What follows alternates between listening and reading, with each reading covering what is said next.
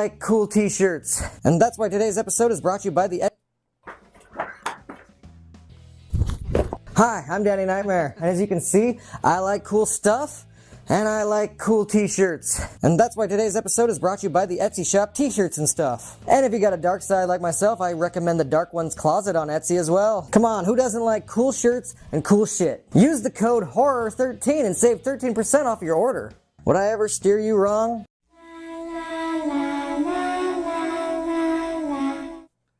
Hi, I'm Danny Knightmare. I'm Gory B-Movie. And we're Horror Addicts. And last night and this morning, we watched the Pope's Exorcist. I guess we watched it twice this morning, didn't we? Yeah. Because I fell asleep the first time. Yeah. It's pretty common. I watched it. I was riveted. Riveted. Kind of. Sort of. I mean, is anyone really riveted these days? It's riveted like a... I'm having like kind of an existential kind of day. Oh. It's because I watched the Pope's Exorcist. Did it cleanse you? Yeah, no, I felt a little dirty afterwards. That's why I'm wearing my Black Phillip t-shirt. We were a little possessed last night, that's for sure. That's true. So like, oh, turn up the volume, he says. What up, Zigma and Mummy? How we doing? Got family in the chat. Hopefully that's better, people. I think we looked drop dead gorgeous last night. You looked very nice, love. You did too. You look great. Awesome Mia cosplay, and I had a good Ellie cosplay. We were all Evil Dead last night. So we had to, be judged for it or something. And Russell Crowe was the person to judge us. So, let's talk about what this movie's about. So, there is a real priest named Father Amorth. Mm-hmm. I watched a documentary about this guy back in 2016. It was a while ago. They're arguing over whether Dusty's unwell. So there's a documentary that William Friedkin, who directed The Exorcist, did. And honestly, I'll be honest, the documentary made me lose all respect for William Friedkin. It was one of the worst documentaries I've ever seen in my life. Nothing against Father Amorth. That part was kind of interesting. He's a different kind of guy. He's an Italian exorcist who's worked for the Vatican most of his life.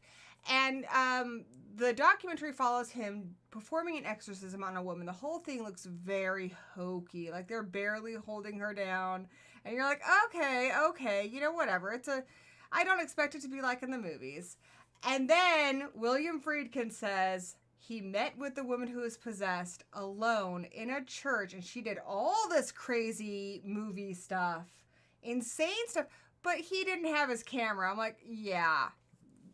Screw you, William Friedkin. So they show the church doors from the outside, and then you're supposed to hear all this commotion on the inside. It was a reenactment of what went down or whatever, just to kind of spook you. Anybody watching the documentary, but nah. Yeah. So I really lost all respect for William Friedkin. It had nothing to do with Father Amorth. He is a lot like he is in this movie. He likes to, make jokes and stuff. He's silly. He does think Harry Potter and yoga are the work of the devil. But then, I think even the movie showed that side of him well. Like, at one point, he's like, no, I don't have sugar because that's the devil, But he drinks whiskey. He's very adamant about what he thinks is the devil and what isn't. But, whiskey's cool. He likes whiskey. I like whiskey. So, that's kind of how it seems like he was. He is an interesting character for sure. So that's kind of a cool way to start it up. Rising Sun, what's up? What's up? And hi, man. Thank you for joining us. The documentary was called The Devil and Father Amorth. I believe it's still on Netflix. It was back in the day. So if you want to see what the priest was actually like, and parts of this are based on real things. The girl that he feels like he didn't save, nobody knows entirely exactly what happened with her, but it is believed that this poor girl was kidnapped by the Vatican and used as a sex slave.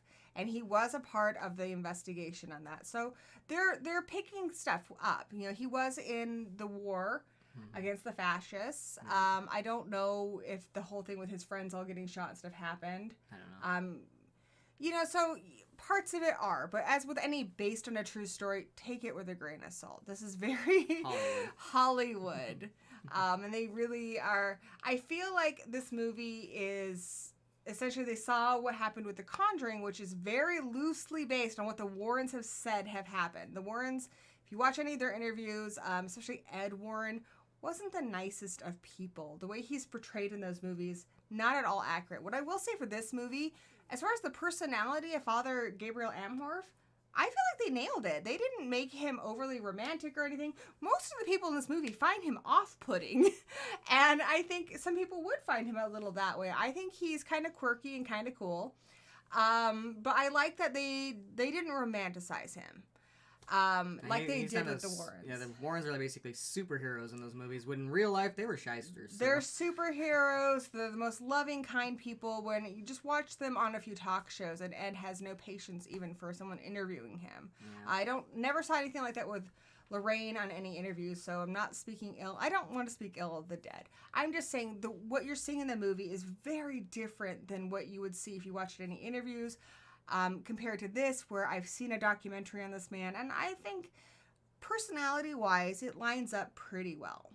Yeah, the documentary, he's quite old. He died in 2016, I think, and he was quite old. He was at least in his 80s. So this movie is set in 1987, which they want you to know because they keep playing 80s tracks, which seems so great. Weird. But good soundtrack. You got some Violent Femmes on there. Yeah, you got there's a family, and the teenage daughter really helps bring that soundtrack to this movie. She's got her little Sony Walkman. Oh, that's old. Yeah, that's an yesterday. Old drink. Hey, Connie. But yeah, the Sony product placement isn't that right up in your face. The kids have Walkmans. They're the old ones. We don't even know that they were Sony. Well, I looked at what an old Sony Walkman looked like with the orange and the blue. So it does, but they don't go, here's the logo right in your face a bunch. So that's cool. So this is set in 1987, back when Father Amorth was much younger, but he had still been an exorcist for a really long time. The movie opens with Father Amorth being called to exorcise a teenage boy, and essentially he goes through all these steps, like, okay, what's the boy doing? He's speaking English. Does he have a television? Things like that. And then he tells the boy, okay, well, who are you possessed by? And he says, I'm possessed by Satan. He's like, well, if you're possessed by Satan, you can why pick this kid? Why not, And he's like, I can possess anyone else. Like, and then possess this pig, and then he shoots the pig. Real life Father Amorth, just so you know, would never exorcise somebody that he believed was actually mentally unwell. Yeah, that's where they change it up. He doesn't actually give this kid an exorcism. He makes the person think that they're getting an exorcism because he thinks that'll help them with their disorders that they have. He obviously then takes them, gives them a recommendation to a therapist and stuff and a doctor. And it makes sense with the character in this movie because he feels he had a case before where there was a girl who he knew wasn't possessed, that she was suffering some kind of mental, something psychiatric. And he's like, that's not my wheelhouse. I am now done with this case. And then she ends up killing herself, and he feels bad because he finds out that she was molested and stuff. And he's like, even though that wasn't his job, it was still, as a man of God, his responsibility. Yeah, exactly. Mummy says the Warrens were fake. She heard of the stuff from Annie. Yeah, that's why it's so convenient with all the Conjuring movies. They've never done their most famous case, the Amityville house, which the people who live there have come out and said they made the whole thing up. Yeah, they just kind of gloss over that in the second one. That discredits all of it. So they would never tackle that one. They briefly mentioned it at the beginning of Conjuring 2. Yeah, just kind of glossed over it. There, we did it. Now we're moving on. They don't talk about how fake it was. So the bigger plot of this movie is an American family, which the mom, what's her name? The mom is played by Alex Esho. There we go. Alex Esho, who she was terrific in a movie called Starry Eyes. If you haven't seen it, it's a little indie gem. I highly, highly, highly recommend it. She is a force. And I'm glad to see her in this movie. She has 2 children, a teenage daughter named Amy and a young boy who hasn't spoken since his father died a year before. The father only left them this abbey that's falling apart in Italy. So the plan is fix up the abbey, sell it, go back to America. But not too long afterwards, the construction workers hit a gas mine. There's a hole in this a brick wall down in the basement, and this guy looks in there and he tries to use a light to see, and boom, he gets backdrafted. Yeah, so they're like, fuck this shit, I'm out. And the family is left there. And so I think one way you can interpret this movie is like, what if they're all just suffering gas poisoning? Yeah, because later on they go down there and they're like, oh yeah, sulfur and gas, and they're like, oh, it's because we're getting closer to hell. I'm like, So, the young boy gets possessed. The mom immediately thinks it's something medical. The doctors have no explanation for Psychosis is what they and think. it goes to the Vatican, and the Pope says, we've had issues with this house before. And I won't go into any of the spoiler stuff with this. Just the Pope says pretty early on, we've had issues with this house before. So, there's something interesting going on here. And he sends his exorcist in, which, he's got some issues with some of the cardinals and such. And the Pope is sick. And so I think they're trying to get him pushed out. But the Pope believes in Father Amorth, and he sends him down there to go exorcise this boy. Because Henry hadn't spoke for a year since his father died, but until he said, bring me a priest as he's possessed. They bring the local priest way out of his depth, so then they bring in Father Amor. So, yeah, he does an investigation. He is convinced pretty early on that, he says early on that most of the cases he investigates end up being mental illness or something else going on. Yeah. But very rarely he comes in contact with demons or, nasty, like, real possession cases. And he is convinced pretty early on they're evil. That's what this is. And Father Amorth was somebody who believed that, the devil is around us all the time. He even believed that the devil had infiltrated the Vatican. He was very adamant about, like, don't do yoga. That's the devil's work. Don't read Harry Potter. That's, he don't have sugar. So, but he kind of viewed his life as a constant battle with the devil. But the way he saw it, he was a man of God, and he was not afraid of the devil. I think he was Adam Sandler's grandpa or something from The Waterboy, because his mom's always like, that's the devil. I think she got it from her dad here. Anyway. So let's, you want to talk about what we liked about it? Well, soundtrack, as we said earlier, is pretty awesome. Good stuff with camera work. Cinematography's not bad. Yeah, I want to talk about the camera work a little bit more, because with a movie like this, I expected something akin to what we saw last year, or any of them. It's so rare we get a good exorcism movie. I think you and we liked The Last Exorcism. Yeah. There's a handful we've liked. Yeah, I mean, unfortunately, and The Exorcist is amazing. It arguably is the best horror movie of all times. I wouldn't disagree with anybody who said that. I think The Exorcist is the scariest horror movie of all time, especially when it came out, because it was so different. But that's the problem, is like we're pumping a lot of these out lately, and even when they're good ones, they feel like they're a cover band for The Exorcist in a sense. And that's the problem is, you have a lot of horror movies that came out, and at the time they came out, they changed the landscape. You look at something like Halloween, and it launched slashers. And yes, there's a lot of copycats, and we still see a lot that just are very formulaic. And yet, every so often you see a slasher that's like, whoa, you're doing something new. You get something like Scream or something that reinvents it again. Unfortunately, with possession films, I feel like we've just had a lot of Exorcist knockoffs, occasionally something surprising, but really there's never been anything that even comes close to being as good as The Exorcist. They all feel kind of like, Yeah, like we all saw The Exorcist, we all saw The Omen, we all seen those movies, and we keep seeing them over and over again. Well, Omen's different. Omen's well, yeah, I know, but I feel a lot of these movies take from that as well. Well, but it's still a different thing. But yeah, there are some, like Last Exorcism, I think, that do it a little different. But and I'm sure there's some other ones that I'm just missing out on. I know there are other ones we've liked. Yeah, well, hell, I mean, unpopular opinion, and I still don't think it's an amazing movie by any means, but The Nun is my favorite Conjuring movie. Well, and you could also make an argument for Evil Dead. It is a different take entirely on the possession film, but I feel like they went so far and they kind of made their own thing. That's kind of zombies, kind of possession. Yeah. Anyway, so this is a hard pool to go swimming in. For me. And I do think this movie, the people behind this movie got excited because Conjuring, even though I'm not a big fan of it, I feel like it's a little preachy, a little anti-witch, or anybody who's not Christian. Nothing against Christians, but, I don't like the movies where... when you get a lot of that rhetoric of, just...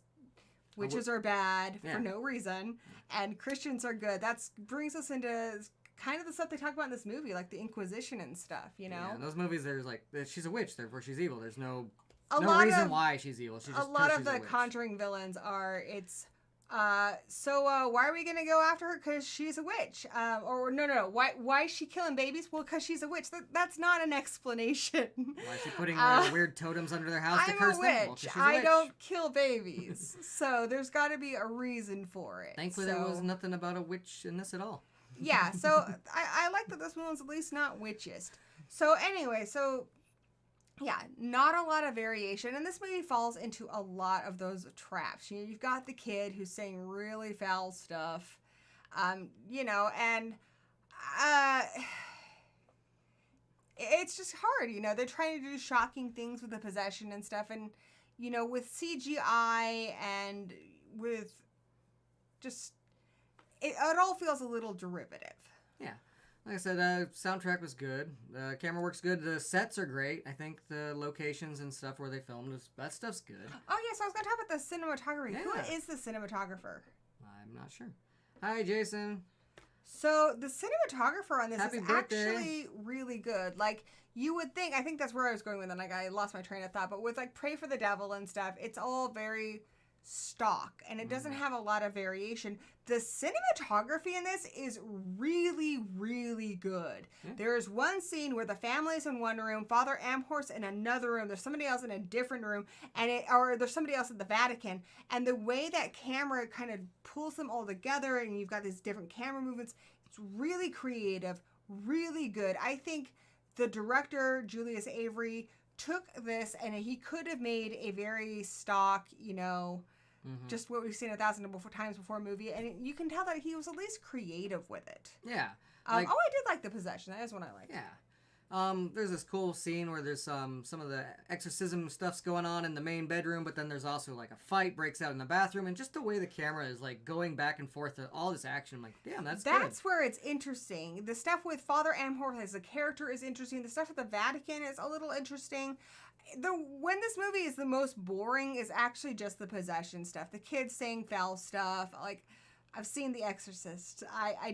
It doesn't shock me anymore. Yeah. You know, people possess people crawling up walls and stuff doesn't shock me anymore. I've seen it so many times. It's like a great Black Sabbath cover band, but hey, they got a couple of great original songs. Maybe you should focus on being a real band. But at least this movie has a few original songs. Exactly. So I actually liked this more than I thought I would. Yeah. By the way, happy birthday to Jason. Yeah, that's what I wished him. Happy birthday. So definitely a step up there, because a lot of these times in these movies, I find the protagonists very preachy and boring. Usually I do. Russell Crowe, I don't know. He's born in New Zealand, grew up in Australia. I don't know. He does a good Italian accent. I'm not the person to ask, though. I'm not. I don't live in Italy. I wouldn't be able to tell you if it's good or not. I was convinced, and he definitely reminded me a lot of the actual preacher. Exactly, and what you can say about him in this, because he's kind of gone off the deep end in the last few of his movies, and if anything, he's entertaining. Would you say that he was unhinged? He's very unhinged these days in his performances, but I was not bored. All right, I will give you that. That's true, not bored. Some people might find it too corny or whatever. I don't know. Maybe they would. I liked it, but I was not bored. And I'll say this again, and it's an unpopular opinion. I know a lot of you guys love The Conjuring, and no shame, okay? Like, I'm happy that you love it. I probably love a lot of really bad movies that you don't like. It's cool. We can disagree about stuff. But yeah, a lot of the Conjuring movies I also find really, really boring. I will say that for this movie, it was not boring. Just when it kind of got to places where it was getting a little derivative, like when the boy's possessed and he's full on going Linda Blair with it, then they mixed it up. At one point, I thought they were going to do something really shocking, and I was like, whoa, okay, they're doing some different stuff here, to a point where I wasn't able to predict what was going to happen next. That's really rare, I think, with possession movies. Yeah, and hey, I wasn't expecting a lot of blood and boobs, but this movie gave me bloody boobs. There's a full-on naked woman just covered in blood, and then she explodes. Don't tell them. Oh, sorry. It's a hallucination. It's not what you think. It's more of a, but it's just something I wasn't expecting to see in a movie like this. So I'm like, oh, that's cool.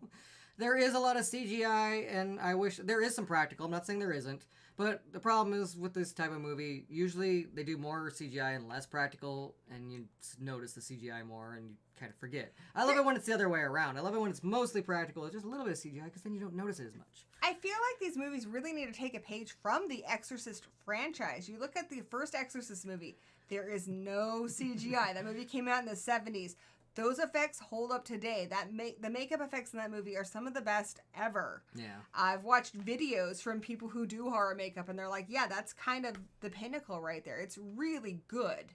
So why wouldn't you try to emulate that? Like, I love what the Evil Dead remakes and sequels. They're like, hey, they went really practical with those. We should go practical. Yeah. If you're making an exorcism movie and you want to be at least somewhere near The Exorcist, go practical with it. Don't go the way of the Exorcist sequels that were all CGI and flopped miserably. Like, there's something in our brains that is able to recognize when something is just purely CGI, and it doesn't scare us the same way you don't get scared when you're watching Tom and Jerry because you know it's fake. And when something's too much CGI, like you said, it has nothing real to it. It's not a mixture of CGI and practical. It's not a mixture of CGI and a stunt. Our brains tell us it's fake, and we tune out. Yeah. Like I said, there is some practical, and I appreciate that, but there's too much CGI. That is like, I wish it was the other way around. I wish the tables had turned, as the Office say. Thanks, guys. Yeah, my birthday's next week. What up? And Connie, you are in the B-Movie Coven. Actually, I have to change the date. We're going to do a watch party of Deep Rising on the 16th. It's going to be the 18th, but yeah, we should, hang out. So it'll be super fun. Thank you for liking our costumes last night. Yeah, if you have not checked out on Gory's channel, our Why We Love Everything About Evil Dead Rise, go check that out. Cause that was awesome. We really got into the spirit of the thing. So. Can I have a sip of your water? I took a sip of that grape juice and it's so gross. Oh yeah, from yesterday. The spiked grape juice. Oh, it's fermented now. Nom. But yeah, overall, I liked the characters. So I don't think we need to spoil it. Just throw them on. I don't know. Unless, what are you going to talk about? If it is slightly all I was just going to say is how I feel about the ending, not what happened. Okay. I wasn't... It got to a place in the climax where I got a little excited and interested that this might do something different. But the ending goes kind of the way of a lot of other movies like The Nun or The Conjuring, but not quite as good. It's a little bonkers, and it didn't quite wrap things up as well as I hoped it would have. Yeah. It also leaves, it also has a little bit of sequel bait. Which they might, like you said, with the Warrens having a franchise, we might be getting a franchise with Russell Crowe here as Father Gabriel. This guy did write books, so if they wanted to do a franchise, there's material to draw from. He wrote books? They're good books. No, I actually don't know if they are. I actually liked that little part of it. Like, there were some funny parts in this. And the books were good. Yes. Did you read the article? I read the articles. Did you read the books? No. The books are good. Yeah. And then there's, text at the end. I'm not going to tell you, what happens, but the text at the end says, and it re-mentions the book and says, and the books were good. So, yeah.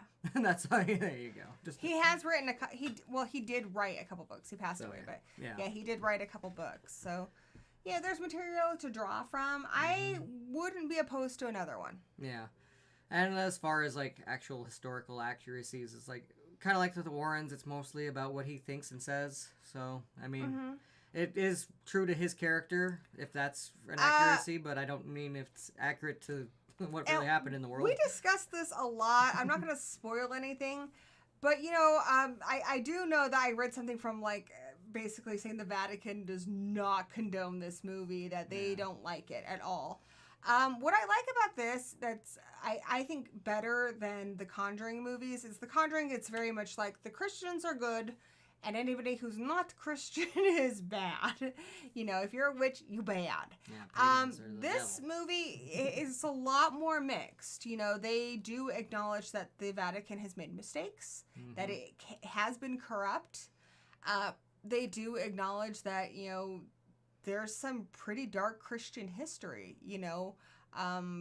there's a lot of blood on, like, you know, the Vatican's hands. You look at things like the Spanish Inquisition and stuff, and this movie does actually acknowledge that, which is something I found really surprising. Oh, yeah, they said that was the church's darkest days, and they go in a little more into it. We won't talk about that. But even Father Gabriel himself, they don't, like we said, they don't make him like this hero of everything great. He does what he does, but he's got his flaws. There's the other priest that's with him who has flaws in this movie too, and they have to kind of conquer their own personal demons as well, because nobody's just painted out to be just perfect because of their religion. So, I mean, if you're Christian, it might offend you. It might not. You know, I definitely don't think it's cut and dry. No, it doesn't. It's really... interesting. It does say that there is an evil in the world, but it also says that people are people. You know, no one's perfect. Yeah. So. And also doesn't tell you to blindly trust somebody in a cloth. Exactly. You know, that people can be corrupted. And, you know, people mostly try to do their best. Exactly. So I felt like overall the message was pretty good. I also like how he asked the mom at one point, you know, are you Christian? And she says, well, no, but I believed I had a guardian angel as a kid. And instead of telling her, well, you know what, time to start converting, he just said, maybe pray to that guardian angel, which I liked that. Yeah, he's like, maybe start thinking about that guardian angel again, because yeah, that was what she believed in as a kid. Yeah. So, yeah, I think that's not bad. I felt like it was way less preachy than a lot of these movies come off as. Which is one of the reasons I liked, like, The Possession, I think, because that one was dealing with Jewish faith. It wasn't super preachy. Yeah. Some of these movies can be a little preachy. Yeah, I mean, given the subject, it's kind of to be expected. It's just why it's not usually our bag. But yeah, anybody who likes these type of movies, I definitely would say see it. I'm still wanting... I personally, you know, with in the realm of witchcraft, we have things that we would do if somebody was possessed too. I would love to see a witch possession exorcism kind of movie. I did see one. Come to think of it, gosh, what was it? It was the one that was set in Mexico. Oh, okay. Mexico. Yeah. There was one where. La Llorona? No, that wasn't. No, not La Llorona. That wasn't it.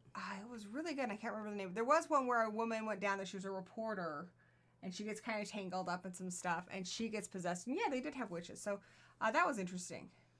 Oh, okay. Didn't you watched it too? Yeah. It was one of the ones we liked from a couple years ago. But I'm drawing a blank on the title. For some reason, the only thing I can think of is Silent Night, Deadly Night 4. That's not it. I know that's not it, but that had witches and stuff.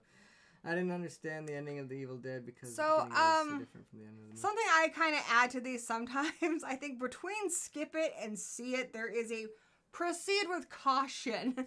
Sometimes for me, it's a straight up see it. You know, like, it's awesome. You're going to have a good time. Yeah. And sometimes I'm going to say, you know what? I'm going to say skip it. I don't think you're going to have a good time. I don't think you're going to get a lot from this. That's what I would have said about Pray for the Devil from last year. This is a little more complicated. There are parts of it I think are really good and interesting and that are bringing something different to it. There are parts of it that are very much what you've seen before. I'm going to say proceed with caution with this one. I'm going to say go in with reasonable lower expectations. I think if you like Russell Crowe, you're going to have a good time because he's really good in this. I think overall, if you're a fan of the possession genre, this one's going to be exciting for you because it's a little bit different. It has some twists and turns you're not going to see coming.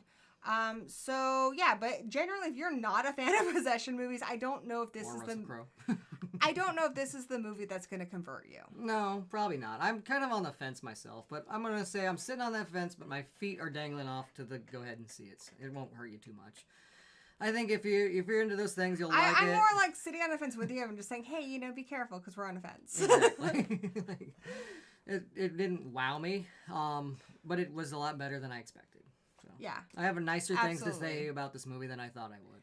Yeah, honestly, the trailers made this seem very much like the same stuff I've seen before. I'm still kind of pissed about those WrestleMania ads that they were like, yeah, and I'm like, I don't care about this. Just show me the match. The ads were all But yeah, awful. Mummy B Movie said she saw it and she liked it. So, And honestly, I saw on Rotten Tomatoes, the critic score was rotten for this, but a lot of the audience score was positive. So I think generally people had a pretty good time watching this one. Yeah, just don't have your expectations too high. Yeah. I think you'll be fine. But, I also know some people like our friend Jay Bond who just hate possession movies. And to that, I would say, yeah, this isn't the one I'm going to tell you to watch. It's not going to convert you. But if you've liked other possession movies, you know, the good ones, I'm not saying the crappy ones. You like movies like The Possession, you like Last Exorcism, ones that do enough different that they're interesting and they're good. I think you're going to like this one too. I think overall it has good characters in it, and that's what really sets it apart. I think the two priests are really good. I think they're good. If I were to line up this whole genre like in a list, this wouldn't be at the very top, but it'd be closer to the top than the bottom. Also, take my opinion with a grain of salt. Okay, Exactly. I'm a Wiccan. I'm a practicing witch. Generally, as a rule, I'm not super big on the heavy Christian exorcism kind of movies. I love The Exorcist. There are exceptions to the rule. I think The Exorcist is a masterpiece. I've liked a lot of them, but you know, I don't like The Conjuring, and most of you guys like it. So take my opinion with a grain of salt. You know, I'm coming from it from probably a different place than you are. Yeah. Like I said, we're not a big fan of this genre anyways. That's why I'm just pleasantly You're a surprised. witch sympathizer. Exactly. So. I don't think they can trust you either. I Married a Witch, which I believe is a really bad movie. Oh God, that's the worst one. Yeah. That is the worst one. I think the most offensive witches movie I've ever seen, to be honest. Right? Not only offensive to witches, but to women. I Married a Witch. I don't recommend it. And people love it because it's got Vivian Lake? Yeah, I don't know. Oh, I can't remember her name right now. Just think of like Bewitched, but awful. Because Bewitched is great, and it's very Bewitched pro-witch. is wonderful. It's actually very pro-witch. But And things don't even have to be pro-witch. I feel like I'm just digging myself into a hole here. I No. know. Anyway, I ramble. Overall, we recommend it. that smell is... We're getting closer to hell. All right, anyways. How would they get that reference? They have to see the movie to get the reference. Oh, I said it earlier. I thought you were talking about Beavis and Butthead. Oh, no. That kind of ties in with it, though, huh? Yeah, we watched the episode of Beavis and the newest episode of Beavis and Butthead where they go into the sewer, they fall in there, and they think they went to hell. They're like, what's that smell? Oh, it must be because we're getting closer. It ties into this because there's gas in both of them. Yeah, they smell the gas in this and the sulfur, and they're like, And oh, sometimes the gas is just somebody had too much cheese. yeah, fire is cool. You're right, Danny. Fire is cool. All right, well, we're going to... Jason liked the new Children of the Corn. All right. See, and that's the thing. We can Exactly. all have different opinions. I'm super glad that you liked it. I think there were some really good performances. So I'm I'm happy that you enjoyed it. I'm happy whenever anybody likes enjoys a horror movie. Exactly. That makes me super happy, even if the movie didn't, blow my hair back. People have like, you were too hard on this movie when I did a review, and it's like, it's my favorite movie, and I'm like, dude, that is cool that a horror movie is your favorite movie. I'm sorry that I came off harsh on it. We're allowed to disagree on some things. Doesn't mean that I don't respect you as a horror lover. The fact that we appreciated this as much as we did speaks volumes Exactly. for it. That's why I'm just happy to like, hey, you know what? I am going to push to see it instead of skip it because, I don't know, I'm just happy that it didn't disappoint. I wasn't going to be, I don't know. Just happily surprised. Pleasantly surprised. Like, okay, that wasn't so bad. Like when you go to the dentist and he's like, your gums are great, but you don't got any cavities. I'm like, okay, not a bad day. That kind of thing. Wasn't amazing, but overall good. Now what are we going to do? Well, now we're going to play some games. Who wants to play games with us? I do! All right. Well, let's see. Should we do a vote real quick so we can come back with Sure. a game? What do you want me to put on it? Jackbox, movie riffs. See what the people want to play. If they want to play with us. They don't have to. Come play with us.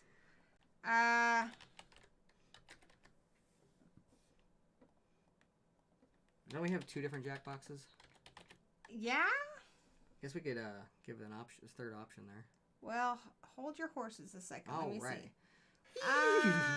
Easy boy.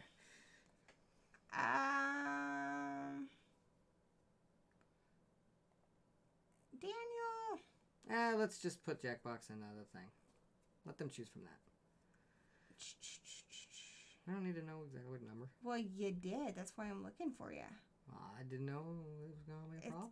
I don't remember numbers. Okay, I have 3 and 4. All right. Jackbox. Who remembers numbers? I don't know. Probably people smarter than me. Jackbox 3 is the one we already played, right? And then I Jackbox 4 is our new believe one. So. Yeah. Okay. Is that good? Yeah. So go ahead and vote if you want to play. We'll be back. It gives about 10 minutes or 15 minutes to set it all up. But we'll be back by 8 o'clock. Ooh, Meehan wants to play. Yeah. Yeah. Cool. Connie says she's game. Sweet. All right. Well, that'll be great. Let us know. Oh, we got Rift Tracks. Rift Tracks is gonna. Oh, you gotta wait for them to vote. I know. We got to make sure the votes go through first. So, yeah, this isn't. As far as I'm concerned, this is pretty harmless. None of that Sorry. super Catholic propaganda's in it. It's very shows that humans are just humans, regardless of what their faith is. And just do a little recap. There's still evil in the world, which sure, why not? Mummy B Movie, you played Rift Tracks with us last time. Rift Tracks was the one we played last time, where we make the funny things for the people in the movie to say. Yeah. And then Jackbox has other trivia type games. Jackbox is a whole collection of party games. There's 5 different games in there. Yeah. So we usually like to pick ones that have horror themes, but we'll play the other ones a little bit There's too. a murder trivia game in there. Yeah, There's that lots one's of games. great. I love the murder trivia one. Because Because we're ghosts and we race. You're a ghost. All All right. You want me to call it? Yeah, it looks like we're going to do Rift Tracks. All Played right. that last week. That's fine if they like All it. right. All right, well, we'll be back with another Rift Tracks gaming. Just give us about 10, 15 minutes. We'll be back before 8. See you soon. Get yourself a snack. Bye. Cut. Cut.